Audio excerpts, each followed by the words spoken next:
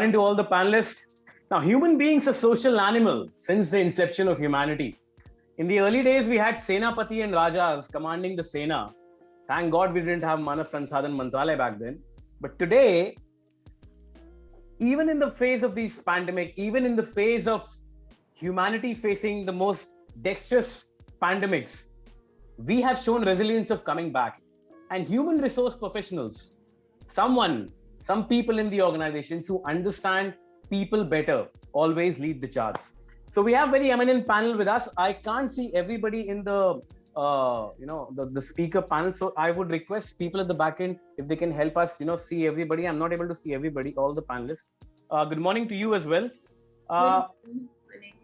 How are the communications within the company? How are you leading your path and your employees' path to recovery? What are the letters? What are the content of the letters which you send your employees in this situation where work from home has become, I won't say the new normal or abnormal because it has been done and dusted, this word now, but people are somewhat losing their patience because of the pandemic. People are also bored of working from home now.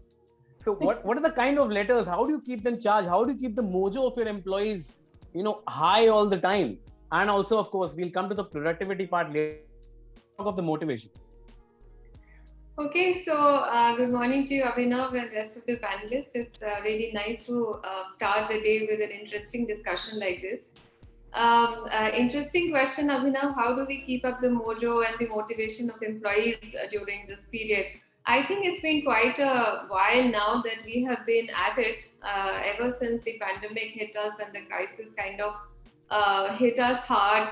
That's the time when we realized that a lot of us were really not equipped to handle a workforce which is working remotely. I mean, I can see other than me, everybody else is sitting at home on the panel as well, right? So I'm the only one working out of the office today.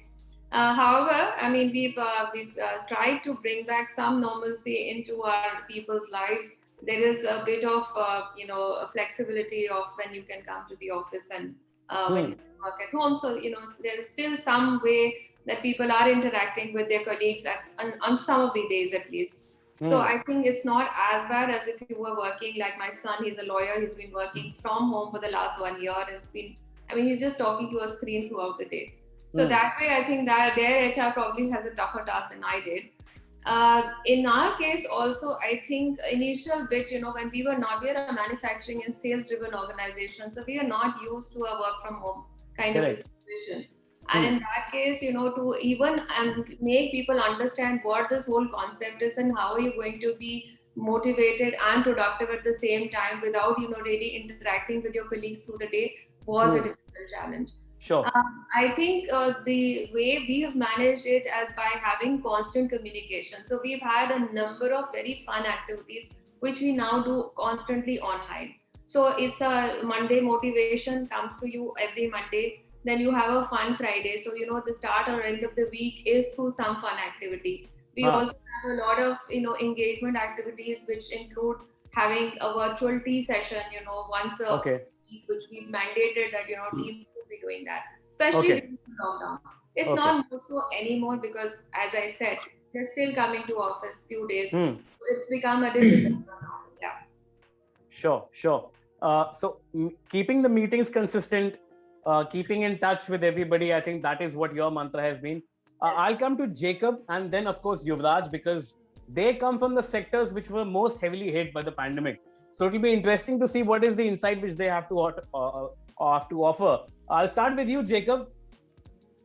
Good morning, everybody. And Simon, we have also been working from office for a long time.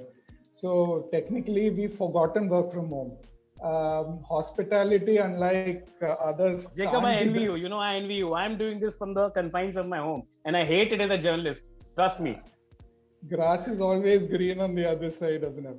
But hospitality for us, we can't do it work from home. So effectively June, most of us came back into office. The challenge in some sense was figuring out how to work in office.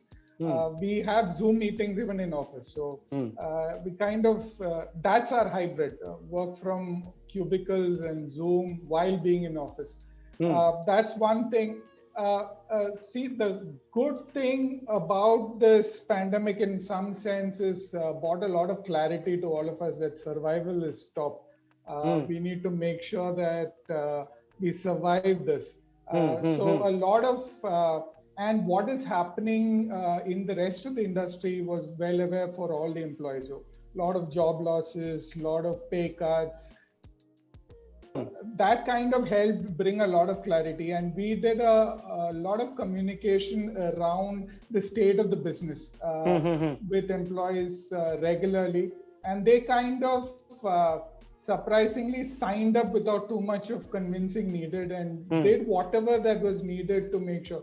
So our entire sales team started moving into collections, so that the cash flow starts happening. So roles were changed. They had to do a lot of their selling virtually in the pandemic environment. So a lot of upskilling needed to be done.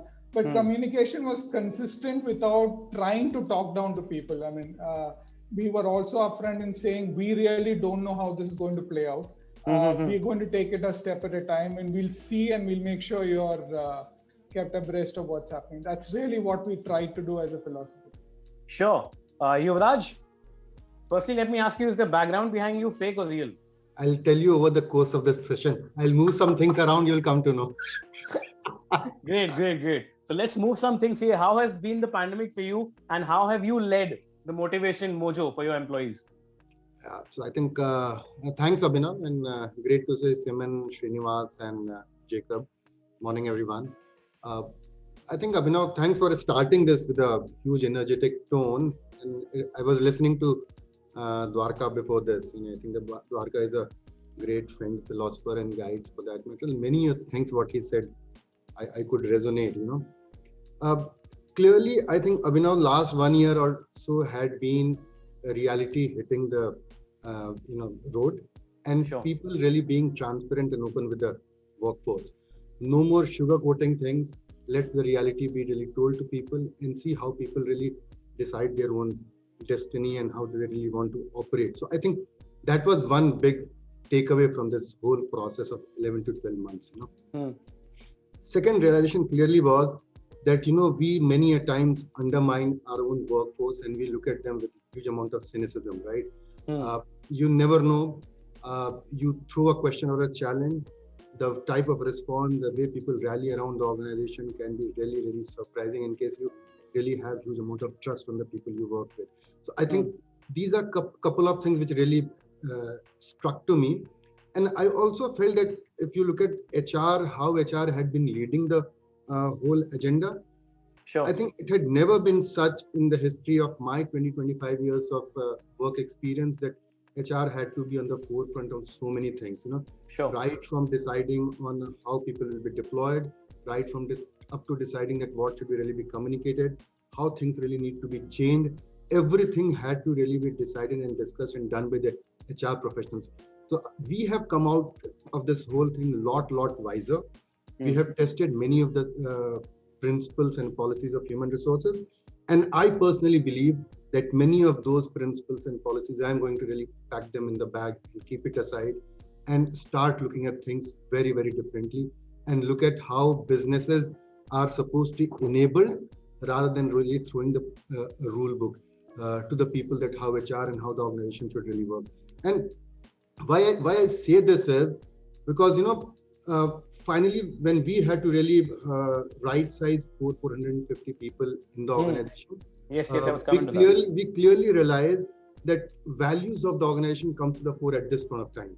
What values you hold in the organization, this is the real testing time. And we as an organization have values of care and creativity and curiosity, which you can feel.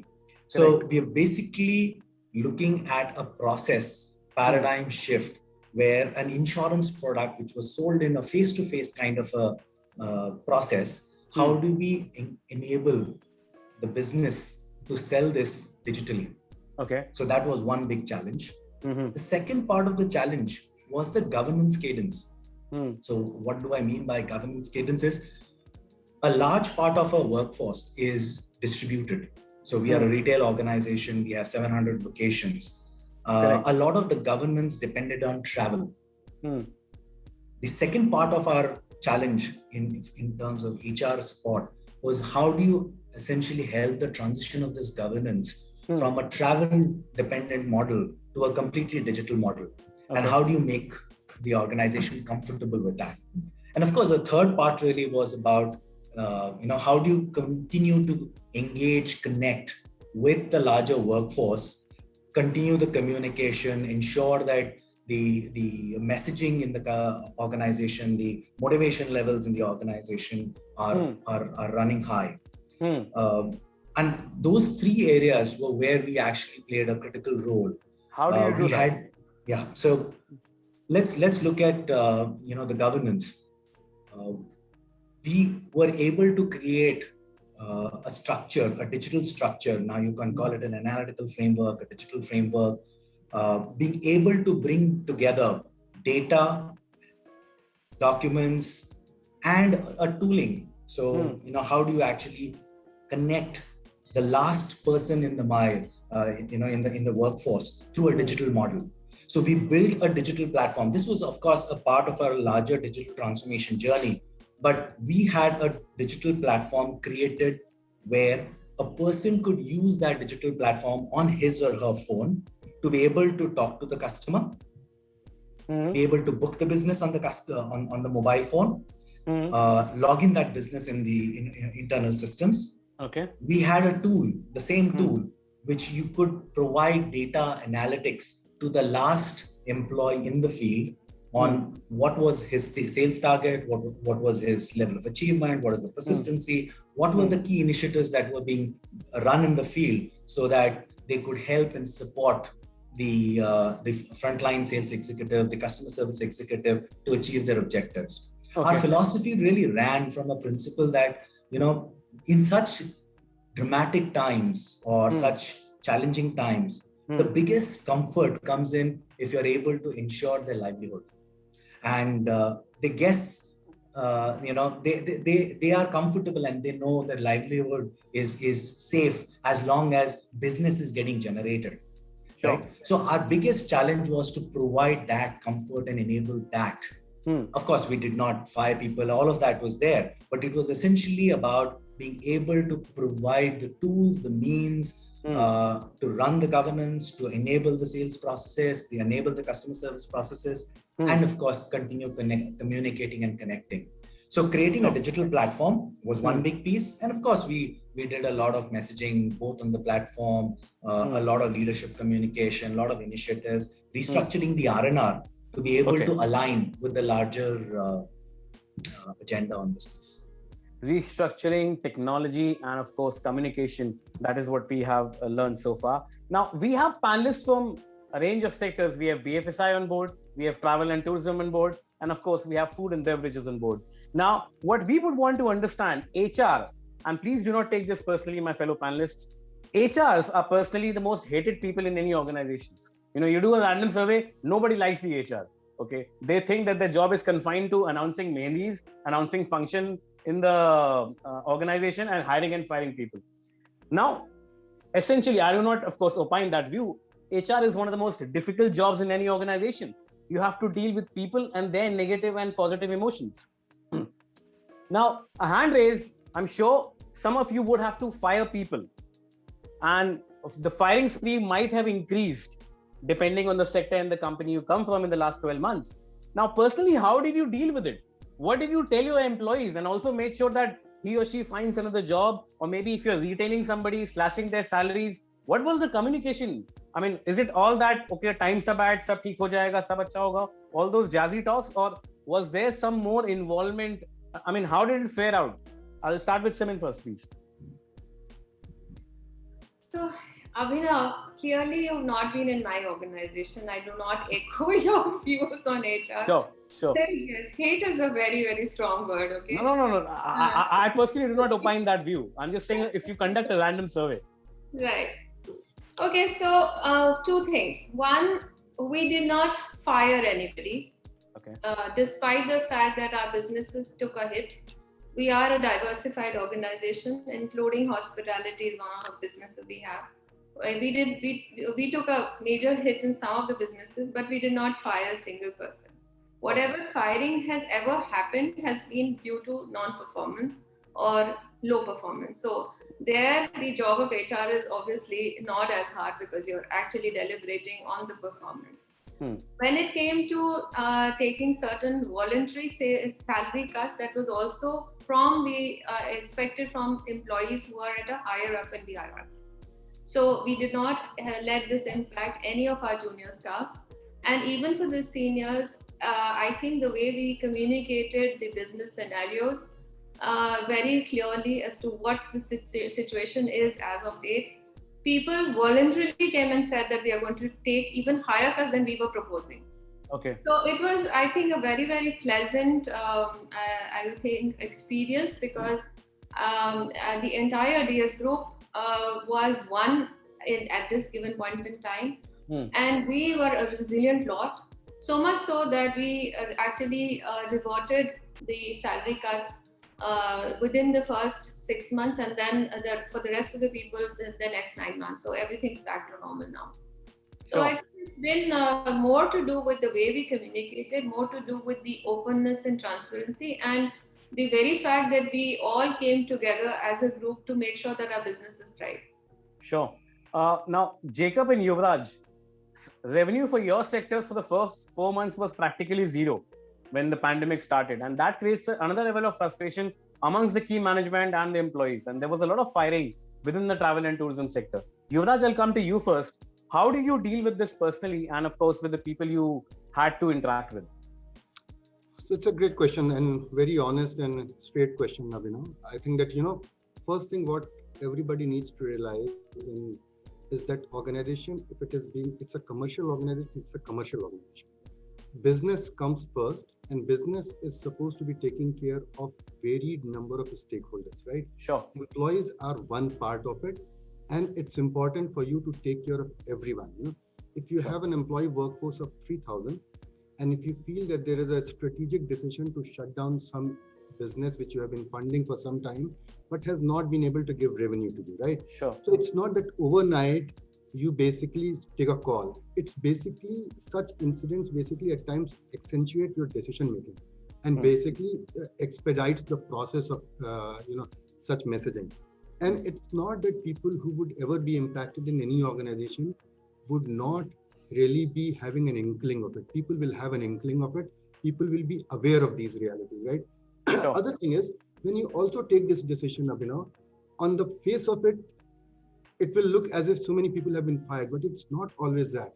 There are many things taken into account. There are 30 to 40% people out of that workforce who would be perhaps low performers, who would be really, there'll be 20 to 30% people who would be really given offers which would be very, very lucrative in terms of how they will really take care of their next 6 to 12 months sort of a stuff. So I think it is a question of taking things with a care, being very sensitive about individual requirements and telling people how the reality is, right? It's a question of bunkering majority of your workforce and ensuring that you take care of some of the stuff which is not getting carried away for a very, very long period, right? That's how it really, really works.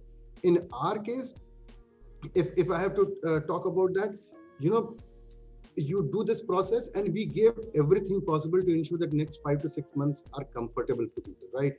We handed over their existing laptop, we handed over them their insurance policies with the family cover for next 1 year. We gave them, generous severances and all that stuff. And a good part was that we also got around 50% of the people who got right-sized either back into the organization when things started working well, or we got them also outplaced in different organizations.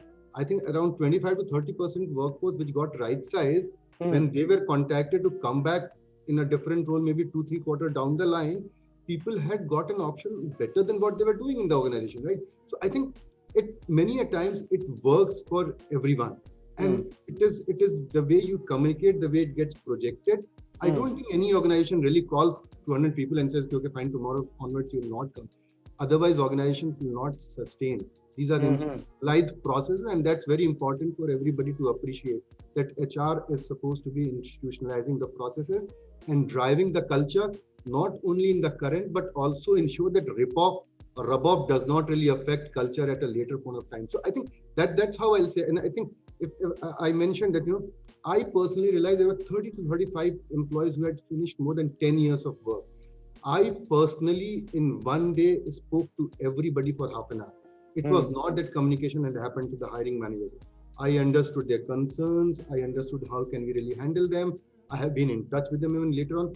And all of them turned out to be the great ambassadors of the organization. And today, if you look at, all these people had been ambassadors. All of them are still in touch with us. And many of them have got back into the system through one or the other channel to really sustain their earnings for that matter. So I think that's how we had done it. It was a tough decision. It's a tough and a very sensitive. It was a very, very emotionally draining, reason, emotionally draining work for all of us. But that's what the tough love is. That's where you are professional. You are not running your own organization. You are running organization. You are supporting organization on which there are thousands and thousands of families are dependent. How do you really balance is the beauty of the game. And the HR professionals, while they may be hated or loved, I don't think that's more important. More important is that they deliver aligning with the organizational objective far, far more than any other function and any other leader. I can really say that the first day an HR professional gets into organization, he gets aligned with the values and the cultures of the organization. You will never find HR professionals cynical. You will never find HR professional being, critical about the organization. They would always be aligning with the overall philosophy of the organization, and that's what differentiates HR, effective HR and non-effective HR in different organizations. Correct. And Yuvraj, taking from your definition, I appreciate the honest response. And an effective HR has to think like an owner in times like these. So I'll come to you, Jacob. Your sector, of course, your and Yuvraj's sector is the same. Did you also go through these? It's a very strenuous job in these times, Yes, let me just clarify a little bit about Sterling. So we have two parts of our business. One is we run resorts, which essentially is running like any other hotel. So that literally collapsed. But we also have a membership business where people buy 25-year membership to travel to our resorts. So what happened for us is that there was, when the pandemic hit, we immediately moved our focus on to collecting money. There were outstanding dues from members, there were annual membership fees. So while revenue collapsed, we were able to sustain a steady stream of cash coming into the business, which kind of gave us a little more leeway in terms of figuring out how to run and sustain the business. Then we took a hard call at what parts of our business, which resorts are definitely not sustainable in the immediate and long term. And then from there, we took necessary people actions. And yes, like Yuvraj said, we also had to lay off a lot of people, where it was clearly apparent that it's not sustainable in the immediate to longer term future. Now we've seen that signs of a potential second wave and how that's going to impact the domestic travel industry. So we took a looked at it long and hard, and then took certain calls. We tried to be fair. The judgment of that history will tell us whether we were actually able to execute on that. But we took those tough calls because literally we didn't have much of a choice. Like you said, in a zero revenue situation, we didn't really have that much of leeway to pay. But what we also did at the same time is you don't want to discourage the people who are left behind in terms of what's going to happen to them, and they're constantly worrying about the neck and the guillotine in some sense. So we announced a roadmap saying by this month we will be back to normal, and we'll be back to everything as normal as possible before. And we constantly kept communicating our track record in terms of how we are reaching there. And for a lot of parts of our business and for levels of the business, 2 to 3 months ahead of schedule, we are able to revert back to normalcy, and in some cases even hire back people. So the learning is in terms of having the courage to take those calls, but also committing to a timeline and to a horizon where you can tell employees, this is the roadmap and this is how we're going to execute on it. Sure. In fact, just wanted to add one thing, Abhinav. Sure. A very interesting thing happened for all of us with us. We are a listed company, right? In the month of April 2020, our stocks came down 50% lower. We were around 32, it came down to $15 to $16 sort of a thing. And that's the time when we had to give variable of 19, 20 to people. What we said that instead of giving cash, because we need to conserve cash, we gave them stocks. We gave them stocks at the price of April, which was around $15 to $16. You gave them ESOPs or stocks? Stocks. Okay. Zero value stocks, 100% value. So it's not ESOP, it's a stock unit. In April, we gave it to $15 to $16, and we said that as an exception, you will be able to really exercise this before the end of the year. And can you believe somebody who had to get 100 rupees and was given 100 rupees share, and before the year end, that 100 rupees had become almost double. So the value of the stock went from 15 to 30, 32. So we conserved the cash. We also ensured that it is the same financial value enhancement for the employees. They got the benefit because of the stock. So that's where the HR comes in terms of balancing cash for the organization and also taking the interests of the employees or the workforce in mind and balance it well so that nobody gets adversely impacted. Sure. Companies like yours had to be really innovative, Yuvraj, in times like these. But travel and tourism was the worst affected sectors. And we remember we were doing stories early in July, August, and maybe April, March, when pandemic had just started and nobody knew what the future looks like. I mean, especially for the travel and tourism, it was completely bleak. Srinivas, let me come to you. BFSI brands always benefit from any pandemic except if the pandemic is financial, like the 2008. So how did your, in particular, how did you deal with the past 12 months? Did you have to fire as many people as much as Jacob and Yuvraj had to deal with? I mean, I'm sure the varieties would have been different, but how did you personally deal with the last 12 months in terms of hiring, firing, and of course, your mental health? So we call it right sizing, Abhinav. You are an editor and you are making a news of firing and hiring. It's a right sizing. That's the right terminology. So we are all doing our jobs, Yuvraj. Thank you so much. So Abhinav, broad statement: we fired nobody, and in fact, we hired a lot more. It created an opportunity for us to hire more. Of course, we built some unique employment models which allowed us to tap opportunities of a lot of unemployment that was actually coming through because of the COVID. So if I were to summarize it, March, April last year, I had to go to the NRC, the Remuneration Committee, and the board. Essentially, we took a very long-term view to this. We had our punt was that this could be converted into an opportunity at some point of time. We were technologically well positioned to tap into this opportunity. We told the board, we will not cut anybody's salaries. We will not fire anybody. And we will pay the previous year's bonuses. Of course, we will hold the salary increases for the next year till we find certainty on how this pandemic pans out and how our business pans out subsequently. Sure. This message, and of course, we had a plan to this. Our whole approach or the philosophy on this was, as long as our people are enabled to do business or are enabled to meet customers, service their needs, identify new financial product requirements, a lot of uncertainty, a lot of debts, people wanted to feel safe. And this was a period when financial products like life insurance became quite critical. Now that was our punt. To report, I think the punt played out well. We never fired anybody. We did not cut any wages, and we grew this year versus the last year. And we'll of course report our financials very soon. And we were able to communicate to the organization that as long as we are able to maintain business continuity, the employment remains safe, and we will continue on our long-term path. So, of course, there were some parts of the business that were not doing well, some pockets that were not doing well, and we had to hold and communicate, engage with them constantly. It wasn't about just talking about saying, "Okay, are you feeling well?"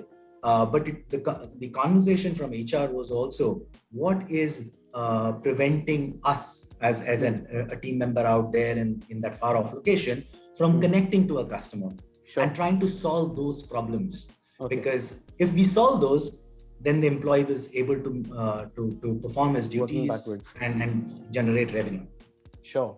Thank you, Srinivas. Semin, let's reframe this question to the future now, and specifically pertaining to your sector, because like you rightly said, for your sector particularly, work from home is not very compatible, if I use, for the lack of better word, you may correct me if I'm wrong. Where do you see the future going from here? Do you see how should the HR organizations, if I use Yuvraj's terminology, right-size themselves, not only in terms of human resources, but also right application of technology, right application of attitude? Where do you see things going from here as we recover from the pandemic, not only from a human resources eye, but also from the eyes of the shareholders? So Abhinav, HR has always been a strategic partner to the business, and if there was ever a doubt on this pandemic has proved everybody wrong. We have actually taken the bull by its horn, and we have actually delivered by aligning everything towards the business objectives. One of the things that we need to do for future as well, as in the HR professionals, is to ensure that all our policies and all our structures, everything is aligned to the ultimate goals. So coming back to your question as to in the future, what is it going to be, especially in our sector where work from home is probably not a very, a large possibility for a very long time. However, we have realized that, when we've looked at our structures, we have realigned them. We have made, certain roles redundant, and we've created newer roles. So that has kind of helped us in terms of assessing which of the roles can still be made a little bit more flexible and people can continue working from home. As a result, what will happen is in the future, we will be able to figure out where is the cost optimization that can happen because of this planning. When you're changing the roles, obviously the comp structures and everything will change accordingly. So there will be a certain bit of cost optimization that will start happening.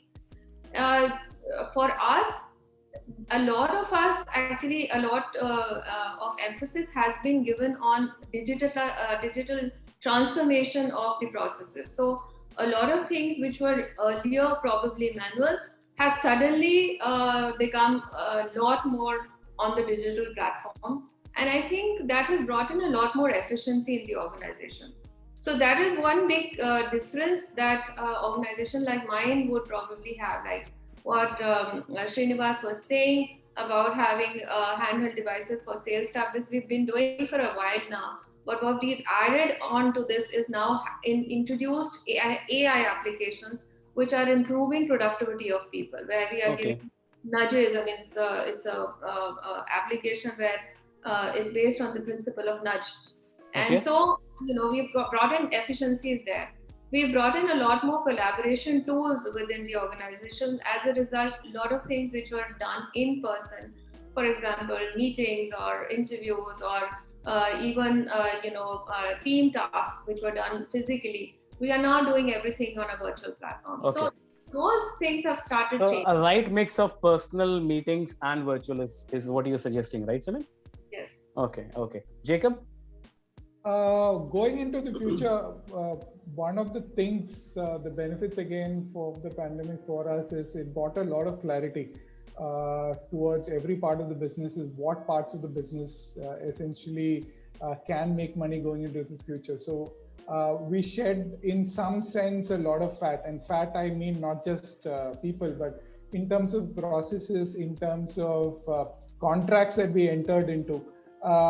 We were, for example, able to launch a new product, which typically would have taken us a couple of years in about less than 2 months' time. So there is a lot of clarity in the business and what the business needs to deliver. The big ask in terms of HR going forward is to develop multi-skill in terms of employees, to be able to perform different roles and be fungible as a resource that can be moved around, especially in a hospitality kind of scenario. And that's a big ask for HR to deliver.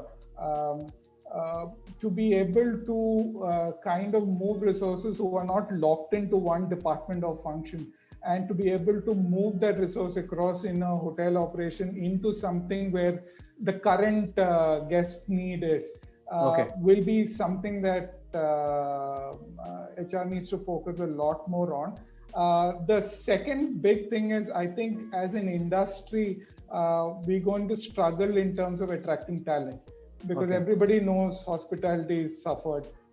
So we'll have to look at newer models of attracting talent, and we're collaborating in a lot of ways with the skill development missions of state governments into bringing in talent, training them over 6 to 8 months, and in the ways that we want them to be trained, and getting them into the business. So you'll have to look at innovative ways to kind of bridge the talent gap, because that's going to be another critical element for us.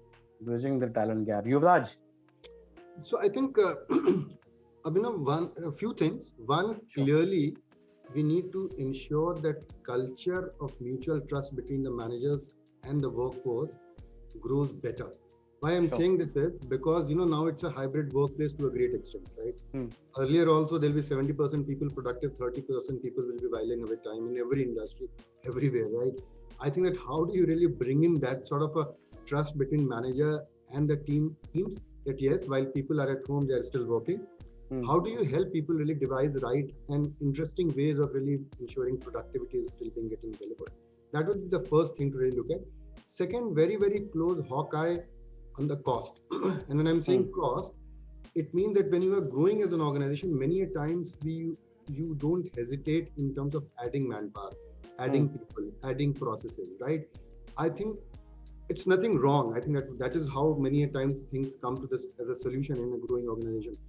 But such incidents basically tells you that, hold on, next 1 year, 2 year, you need to be far more careful, because reducing numbers are always painful. So be very, very prudent.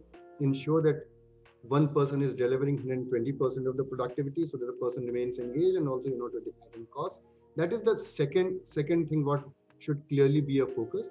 Third, definitely building on the brand as an employer for a tech and product company and a travel company. How do you really go back and tell people, hey, it's a great place to really work? And I don't think that we need to really get too worried about things. Anything which goes up comes down. Similarly, something which goes down also needs to come up.